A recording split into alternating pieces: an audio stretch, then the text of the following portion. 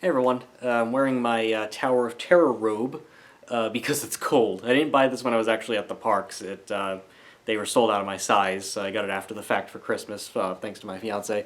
But that's why I'm wearing a robe right now. I'm not trying to be super, I don't know, Hugh Hefnery here.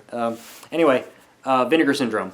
So this is going to be a small order, so we'll see how short or long this unboxing ends up being. Scream knife to open it. But basically they announced some titles on February 1st, as they normally do. They announce titles, in the first of the year. And then they also had a porn sale, but during the porn sale they also announced a 4K of Madman, which, spoilers, is going to be in here because I didn't own it on Blu-ray because I had seen it on Joe Bob. So, decided I'd just do this small unboxing because originally I was going to do one of my Dave's Faves this month to coincide with Valentine's Day, but then I didn't have time to rewatch the movies I was going to do it on. Well, I guess I had time. I just decided to spend that time doing other things, and then went to a horror convention last weekend. Met Nev Campbell and stuff, so that took away some time there. So, anyway, only got one pouch here, so this will be a quickin'. So let's see what we got. Not much. Very small. This will be very disappointing. I expect no more than 15 views on this, but that's fine. Okay, so first is first. During the porn sale, they did a legacy slipcover for one of their porn releases, and that was for Corruption by Roger Watkins, I believe is the director. So this is what whenever you just buy like a regular slipcover, they don't open it for you, so sometimes it gets a little wonky and has to be put into shape. But I own Corruption on Blu-ray, mainly because one of the extras on it is an unrestored version of Last House on Dead End Street, a movie that I had not seen and wanted to. And so a couple of years ago during their Valentine's Day sale, where they discount all of their porn by 50%, I had bought Corruption. I had no interest really in Corruption the Feature. I've watched Corruption the Feature. It's sort of like if David Lynch directed a porno. I guess that's the best way to describe it. But mostly I got it for Last House on Dead End Street, which I did like quite a bit when I finally watched it. But I figured since I have it anyway, I might as well get the slipcover. Now, I bought it, it was in the old blue case. It wasn't in the modern case that Vinegar Syndrome uses now, so the slipcover might be a little loose on it, so maybe I'll have to transfer it to one of their cases they use now for the slipcover to truly fit on it. But I figured might as well get it, especially because when the sales are over, they usually don't sell just the slipcover at that point. You'd have to buy like the whole movie again to get the slipcover, and I don't need more than one copy of Corruption. Let's see. So let's go. So of the regular Vinegar Syndrome February releases, the only one I bought was Beware Children at Play, which is a Troma movie. I believe it's acquired and not produced in-house by Troma. And I know it involves a lot of child murder, because it's like an evil child movie. So you like The Children, or Children of the Corn, or any of those movies. That's the front, the milk carton front. And the back is, it's connected, obviously. It's like one artistic piece. Guess it connects more if you spin it this way. But there's a foot for some reason, so I guess for all you foot fetishists. Unless it's a child's foot, now that's weird, don't do that. Yeah, so that was the slipcover, and yeah. So, I know Michael Keane, YouTuber extraordinaire, who I'm a fan of, he did edit some of the extras on this, so, I mean, I like his editing, it's cool. Let's see, what do we have? We have a scanner restored in 2K from the original 35mm camera negative. There's a brand new commentary track with the director. There's an extended making-of documentary about the film, and then a new interview with the director, and then an archival interview with the director. So the director is very willing to talk about this movie, which is from 1989, according to this label. So that's cool. Yeah, sweet. So, yeah, they did release a couple other titles. Sister Sister, I was a little iffy on. I might just end up watching that on Tubi. And Drop Dead Fred, which Despite being a cult classic now, I had seen it, I had rented it on video when I was a kid, and I just didn't like it. So maybe I'll give it another chance later on down the road. I just remember it being like one of these movies that has kind of become a cult classic that I just don't see the appeal of. So I don't know. Maybe it's people's nostalgia goggles. Jesus Christ, David. So, whatever. I feel like I was going to say something and I've forgotten it. Oh well. And then I got two partner labels that I thought were interesting. The first is Blood on Her Name, which I believe is about like a woman has like a car accident or a fender bender and it kind of just spirals off into craziness. So the concept sounded intriguing. So that's the front of the slipcover, and the back is just the title with the credits. So this is from Yellow Veil Pictures. They're one of the partner labels there. And then it's got some quotes on here. See, RogerEbert.com. Roger Ebert's obviously been dead for a while, so it was reviewed by whoever's reviewing for RogerEbert.com now. It's a hodgepodge of people. They quote it as original storytelling that takes ater. That is a misprint. Not sure if you can see because of the glare on the plastic, but the quote on here says original storytelling that takes Ater the Greats, A-T-E-R. Obviously, it's supposed to be after, but there is a misprint on the insert. So that's fun. Let's see, a masterclass in neo-noir from Nerdist. Unexpected, morally complex, and alive with tension, says the AV Club, and an emotional minefield, which could be a bad or a good quote, says the Hollywood Reporter. So, actual, like, legitimate ones. It's not WeGotThisCover.com or some bullshit. So it looks like it got good reviews, basically. Let's see, it's an 83-minute movie. Will Patton's in it, so that's cool. And Elizabeth Rome, so there's a couple names in here. There's also two quotes on the back, one from New York Times, oppressively dark and unrelentingly intense, and from Variety, an arrestingly twisty and suspenseful southern noir thriller. So this sounds up my alley. Anyway, so there's a commentary with the crew, there's a commentary with the cast and crew, there's a proof of concept, that's kind of interesting. You don't see that in a lot of these things.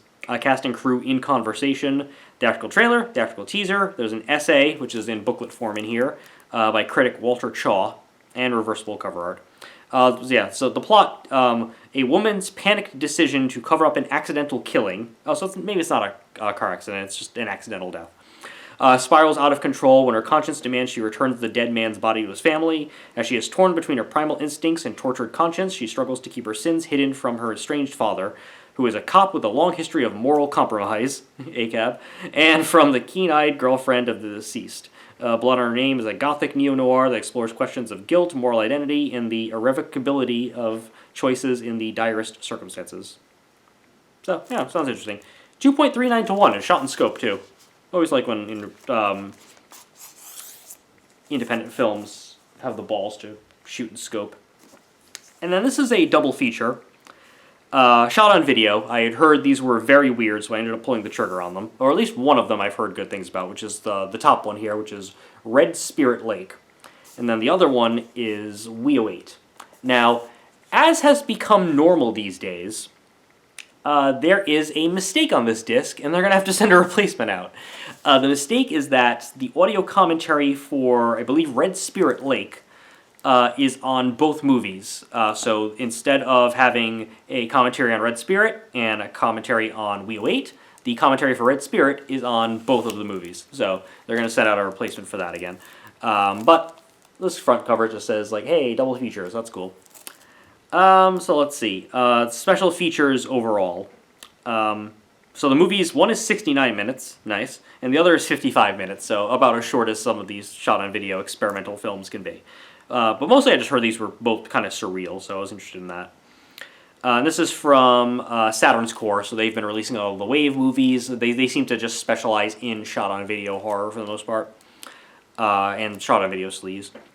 So let's see. Special features. There is a brand new restoration of both features from the original master tapes, supervised by the director. Both films, same director.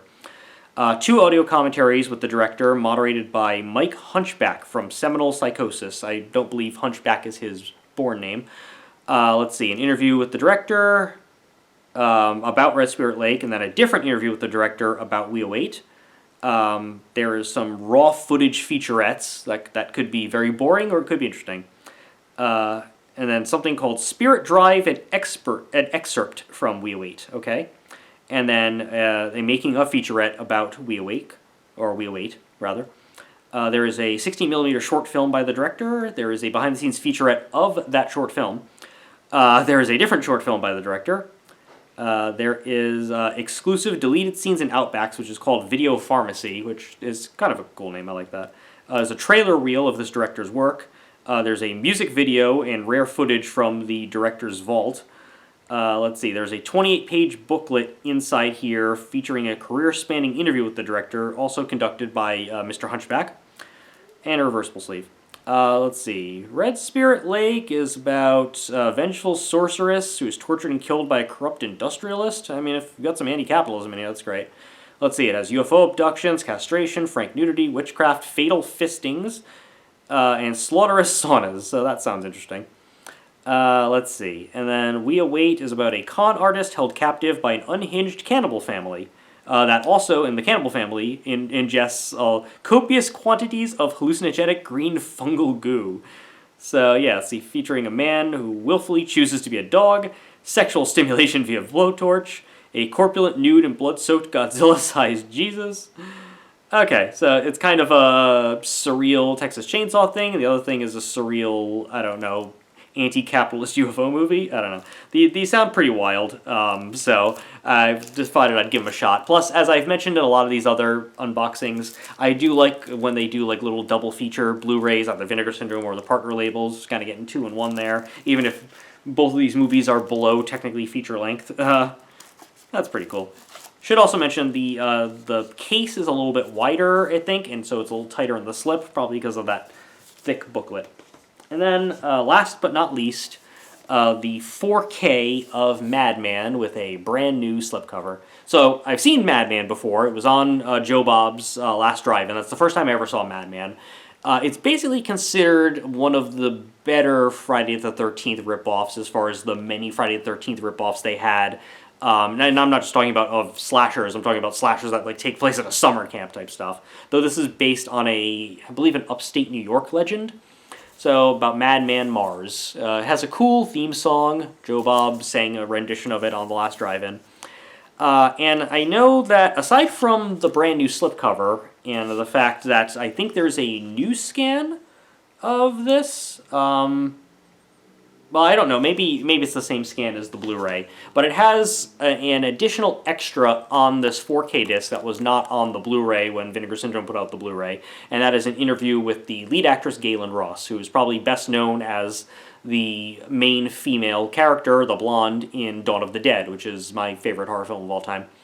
And so I know she was kind of ashamed of this movie, or wasn't really a big fan of it. So the fact that they were able to actually get an interview with her, that sort of piqued my interest. So anyway, so it's in 4K. Both it looks like the Blu-ray and the 4K are both region free, in case you were interested in that. Let's see. It is scanned and restored in 4K from the original 35mm camera negative. Obviously has HDR, high dynamic range. Extras are that new interview with Galen Ross, a commentary track with the director, the producer, and 2 of the actors. Commentary track with the Hysteria Continues as well. An interview with the creator-producer, Gary Sales. So he's the same director who's on the audio commentary, by the way. An introduction by that same producer, so I guess this producer is kind of the main driving force behind this. Let's see, there's a featurette featuring that same producer, the man who plays Madman Mars, and one of the actors. Then there's a feature-length making-of documentary, an original theatrical trailer, still gallery, in memoriam featurette, music inspired by Madman featurette, and Dead Pit interviews with the producer and the Madman Mars actor. Dead Pit, I believe, is a YouTube channel. I think I've seen a couple of their videos. Seem pretty cool.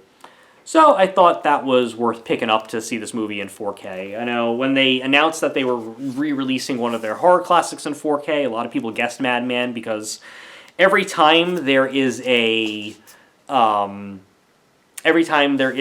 Friday or a halfway to Black Friday and they talk about doing legacy slipcovers, everyone was always clamoring about Madman. and they finally did it because they were doing a 4K of it, so thought that was pretty cool. So I'll look forward to rewatching this in glorious 4K. The March titles will be released next week. Well, I guess Tuesday is March 1st from when I'm recording this. So they'll be announced then. We'll see what happens there. But yeah, there was a handful of both partner labels like American Scream from Culture Shock, and a couple other things, and then a couple of releases from the regular, or even the VSA of Wolfpack. I was kind of curious about, but I decided not to pull the trigger yet. Maybe I'll pull the trigger in an upcoming month, or because I don't believe any February titles, rather, will be discounted for halfway to Black Friday. I think last year the 50% off for halfway cut off at the January titles, if I'm not mistaken. So yeah, only 4 movies and a slipcover, so pretty short. I still babbled on for 15 fucking minutes, though. So maybe I'll do that Dave's Faves a little bit later, maybe in the month of March. Not sure. But otherwise, thanks for joining me for this very small unboxing comparative to how much I normally buy from Vinegar Syndrome, and I'll see you next time.